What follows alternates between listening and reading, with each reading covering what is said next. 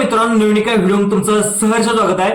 भव्य दिव्य असं कोरेगाव म्हणजे या मैदानाला हिंद केसरीचं 82 वर्षे असलेलं जुनं मैदान या ठिकाणी या मैदान पार पडतंय। तर या मैदान पार पडते कधी म्हणजे 21/4/2026 या ठिकाणी भव्य दिव्य ओपन बैलगाडी शर्यतीचं मैदान पार पडतंय। तर या पाहायला गेलं तर या मैदानामध्ये सगळ्यात महत्त्वाचं म्हणजे भरपूर सारे 2-3 ते 4 जे टॉपचे नंदी आहेत महाराष्ट्र गाजवून जवळजवळ त्यांच्या नावावरती पुसेगाव हिंद केसरीचा मान आहे, त्यानंतर पाहिलं तर पेडगाव हिंद केसरीचा मान आहे। असे नंदी या मैदानामध्ये पळणार नाहीत अशी भूमिका घेतलीत।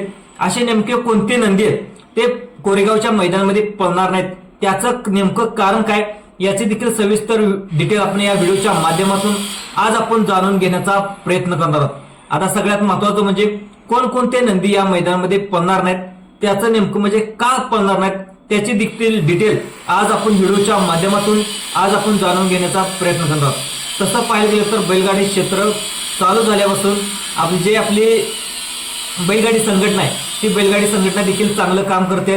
बैलगाडी संघटने देखील बैलगाडी शर्यत चालू होण्यासाठी भरपूर सारे प्रयत्न केलेत, पण कोरेगाव ह्याच्यामध्ये जे हिंद केसरी मैदान आहे त्या जे बैलगाडी कमिटी आणि जे पाहायला गेलं तर जे कोरेगावची कमिटी आहे याच्यामध्ये देखील व्यवस्थित कम्युनिकेशन असल्यामुळे जे पाठीमागं मैदान चालू होतं 2025 मध्ये हे मैदानामध्ये देखील भरपूर सारे गटाला असतील नंतर सेमीफायनल असतील, सेमीफायनलला देखील भरपूर सारे निकाल या ठिकाणी बदलावे लागले आणि फायनलचा जो फेरा आहे तो त्यांना सकाळी 8 वाजता घ्यावा लागला।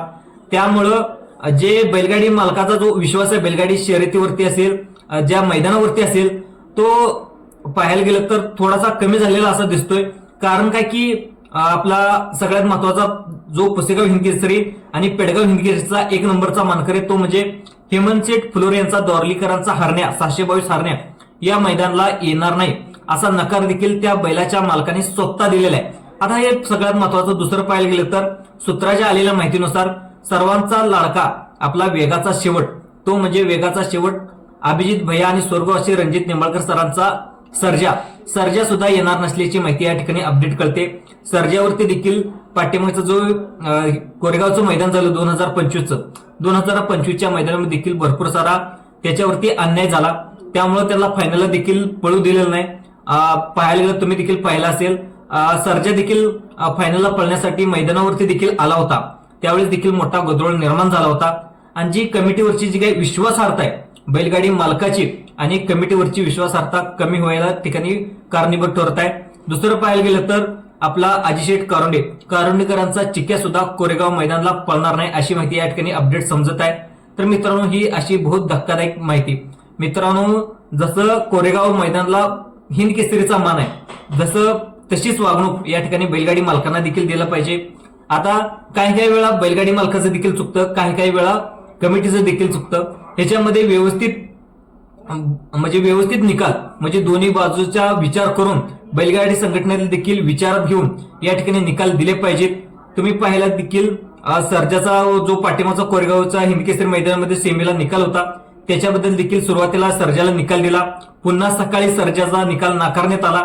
हे देखील भरपूर साऱ्या जो विश्वास आहे त्या विश्वासाला तडा जाण्याचं काम या ठिकाणी आपल्याला समोर झाल्याचं आपल्याला समजते। त्यामुळे आता भरपूर साऱ्या हिंद केसरी बैलगाडीच्या मालकाने कोरेगावच्या मैदानामध्ये पळायचं नाही, कारण जिथं आमच्या बैलाला मान नाही तिथं आमचा पळून काहीच उपयोग नाही अशी व्यक्ती देखील 622 बैलाच्या मालकाचे हेमंतशेठ फुलोरे यांनी देखील स्वतः त्यांनी नाराजी व्यक्त केलेली आहे। त्यामुळे सगळ्यात महत्वाचं म्हणजे तुम्हाला काय वाटतं कोरेगाव जी कमिटी आहे ती कमिटीबद्दल तुम्हाला काय वाटतं, तुमच्या प्रतिक्रिया देखील तुमच्या कमेंटपासून नोंदवा। कमिटीने असे कोणते निर्णय घेतले पाहिजेत ते जे संपूर्ण महाराष्ट्रातील नंदी म्हणजे जसा 82 वर्षाची परंपरा आहे त्या 82 वर्षाच्या परंपरेला असं साजेल असं मैदान त्यांनी पार पाडावं। कमिटीने देखील जे आपल्या बैलगाडी मालकामध्ये जे संशय निर्माण झालेला आहे तो संशय देखील दूर करावा। त्यांनी स्वतः एक मुलाखत घेऊन जे पाठीमागचे निकाल झाले होते त्याच्यावरती आम्ही चुका सुधारून पुन्हा त्याच्यावरती विचार करू अशी माहिती देखील देऊन बैलगाडी मालकामध्ये एक वेगळा विश्वास निर्माण करावा। पुन्हा तेच 82 वर्षाचा विश्वास, तेच नातं आणि तेच कोरेगाव बैलगाडी शर्यतीचा थरार आपल्याला पाहायला मिळेल का? हा व्हिडिओ आवडल्यास आपल्या चॅनेलला जास्तीत जास्त लाईक करा, सबस्क्राईब करा आणि दुसऱ्या लोकांना सुद्धा शेअर करण्याचा तुम्ही नक्की